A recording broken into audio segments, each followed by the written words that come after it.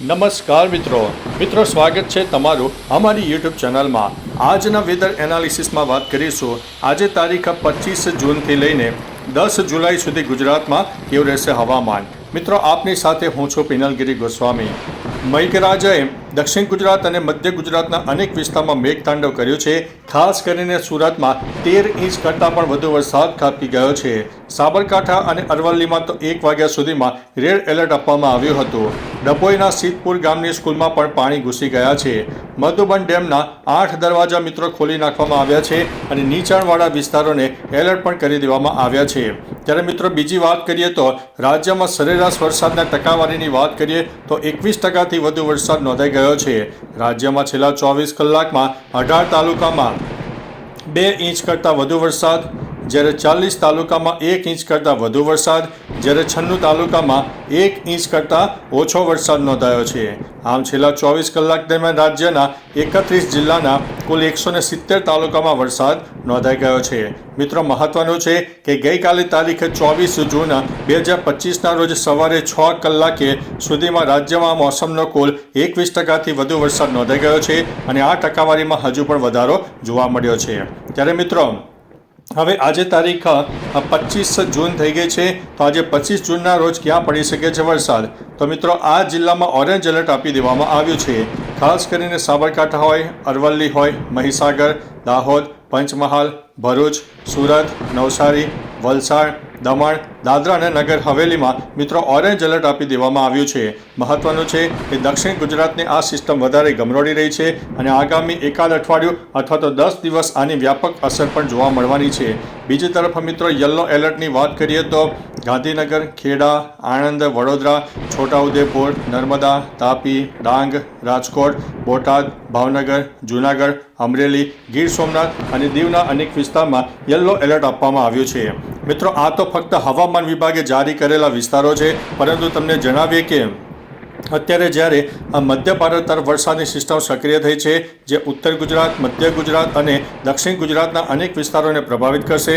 કચ્છમાં પણ છૂટોછવાયો વરસાદ રહેશે। સૌરાષ્ટ્રના પણ દક્ષિણી પટ્ટામાં વરસાદની શક્યતા રહેશે। મિત્રો ભલે સેટેલાઇટ બેઝના માધ્યમથી તમને કોઈ સિસ્ટમ ન દેખાય, પરંતુ તમને જણાવીએ છીએ કે દક્ષિણ ગુજરાતમાં તો મિત્રો આગામી 10 દિવસ સુધી વરસાદનું મેઘતાંડવ જોવા મળશે, કારણ કે દક્ષિણ ગુજરાતથી લઈને કેરળ સુધી એક વરસાદની ટફ રેખા મિત્રો સર્જાઈ ગઈ છે અને આ ટફ રેખા એ લાંબા ગાળાની ટફ રેખા છે, જેના લીધે થઈને દક્ષિણ ગુજરાતમાં મેઘતાંડવ ચાલુ રહેશે। એટલે દક્ષિણ ગુજરાતના આપણા જે મિત્રો હોય થોડા સાવચેત રહેજો, એલર્ટ રહેજો। કોઈ પણ ચીજ વસ્તુઓ જો તમે શક્ય હોય તો તેને સલામત સ્થળે લઈ જવા માટે વિનંતી છે। જ્યારે ઉત્તર ગુજરાતના પણ અનેક ભાગોમાં વરસાદની તીવ્રતામાં નોંધપાત્ર વધારો થશે।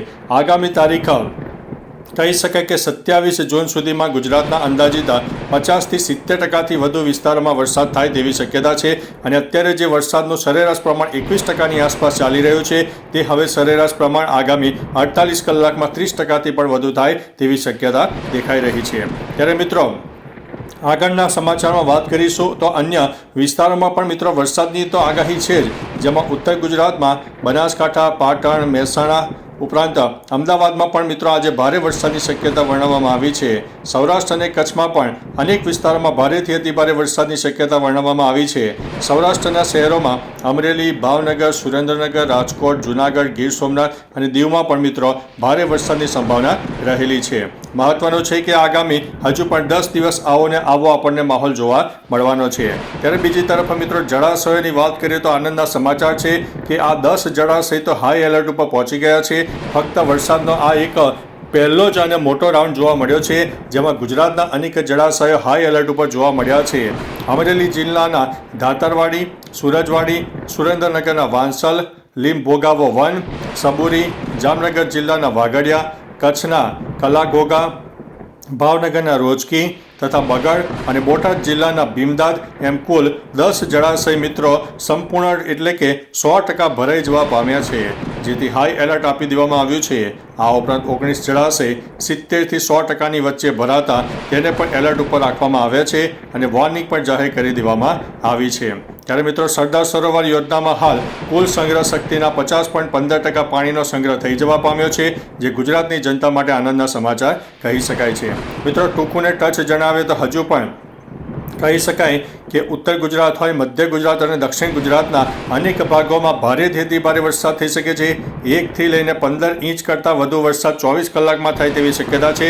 કારણ કે આપણે જણાવ્યું તે મુજબ મધ્ય ભારત તરફ એક વરસાદની સિસ્ટમ સક્રિય થઈ છે, જે મધ્ય ગુજરાત અને દક્ષિણ ગુજરાત સહિત ઉત્તર ગુજરાતના પણ અનેક ભાગોને અસર કરશે.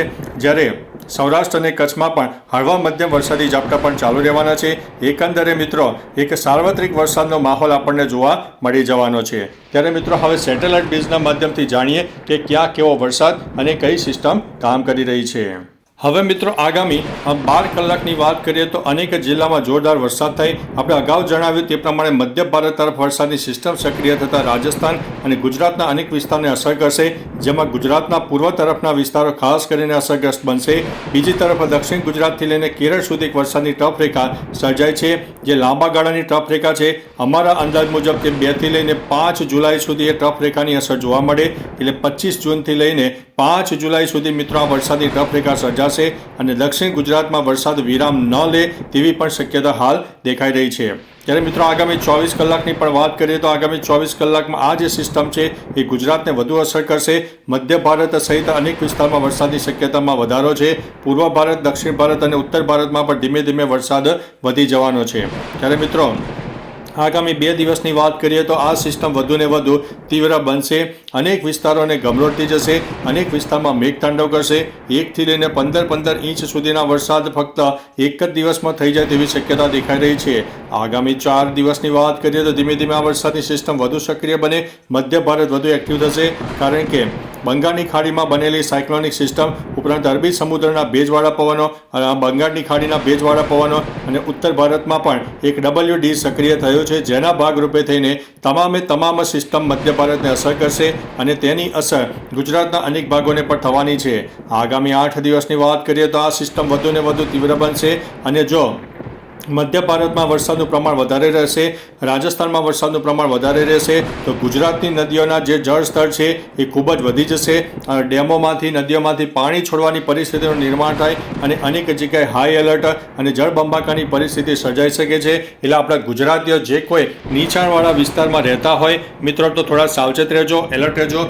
ખુલ્લામાં કોઈ ચીજ વસ્તુઓ પડી હોય અથવા તો તમારા કોઈ જરૂરી ડોક્યુમેન્ટ એવું લાગે કે પલળે એવા હોય તો તેને સુરક્ષિત જગ્યાએ અથવા તો કોઈ સગાવાલાને ત્યાં મૂકી આવજો, જેથી આપણને આવનારા દિવસોમાં ભારે નુકસાની ન થાય. મિત્રો આ વિડીયો તમને ડરાવવા માટે નહીં, પરંતુ તમને એક એલર્ટ કરવા માટે આપી છે, કારણ કે જે પ્રમાણે વરસાદી સિસ્ટમો સક્રિય થઈ રહી છે તે પ્રમાણે કહી શકાય કે દક્ષિણ ગુજરાત સહિત મધ્ય ગુજરાત અને ઉત્તર ગુજરાતના પૂર્વ તરફના વિસ્તારોમાં ભયંકર વરસાદ થાય તેવી શક્યતા છે. થંડરસ્ટોર્મ એક્ટિવિટીનું પણ પ્રમાણ વધારે જોવા મળનારું છે.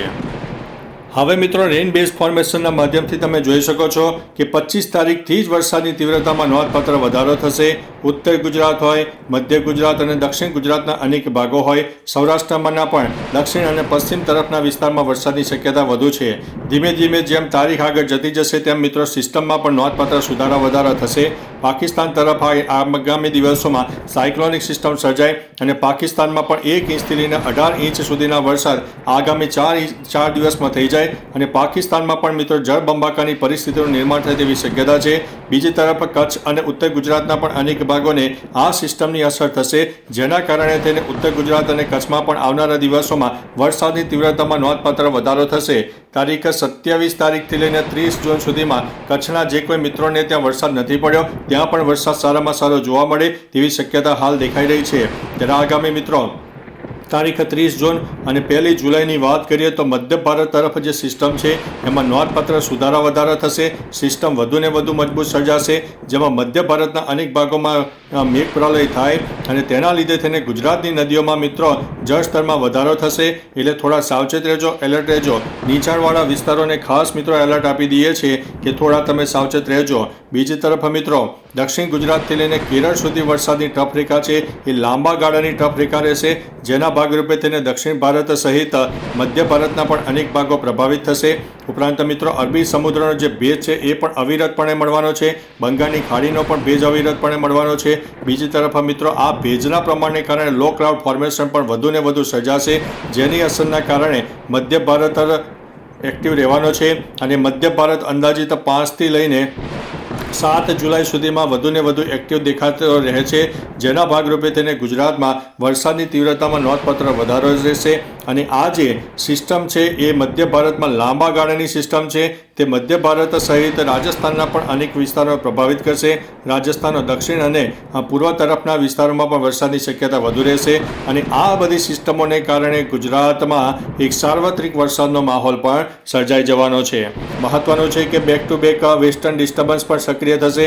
અરબી સમુદ્રમાં પણ નાની મોટી સિસ્ટમ બનશે. બંગાળની ખાડી પણ એક્ટિવ રહેશે. એટલે દક્ષિણ પશ્ચિમ જે ચોમાસું છે એ ચોમાસાની વ્યાપક અસર અનેક વિસ્તારોને જોવા મળવાની છે. અને ધીમે ધીમે અત્યારે જે વરસાદનું પ્રમાણ કહી શકાય કે 21%થી વધુ જોવા મળ્યો છે, તે વરસાદનું પ્રમાણ 30%થી વધુ જોવા મળે. આગામી 48 કલાકમાં આ જે રેશિયો છે એ 30%ને પણ પાર કરી જાય તેવી શક્યતા છે. બાકી મિત્રો, તમારા વિસ્તારમાં વરસાદનું પ્રમાણ કેવું છે? તાપ, તડકો, ઉગાડ હોય, ભેજનું પ્રમાણ કેવું છે? પવનનું પ્રમાણ કેવું છે? તમામ પ્રકારની માહિતી વિસ્તારો સાથે આપજો, જેથી અન્ય મિત્રો પણ જાણી શકે. તો ચાલો મિત્રો, ફરીથી હવામાનની લેટેસ્ટ માહિતી અને વરસાદની નવી આગાહી લઈને મળતા રહીશો. ત્યાં સુધી અમને રજા આપશો. નમસ્તે.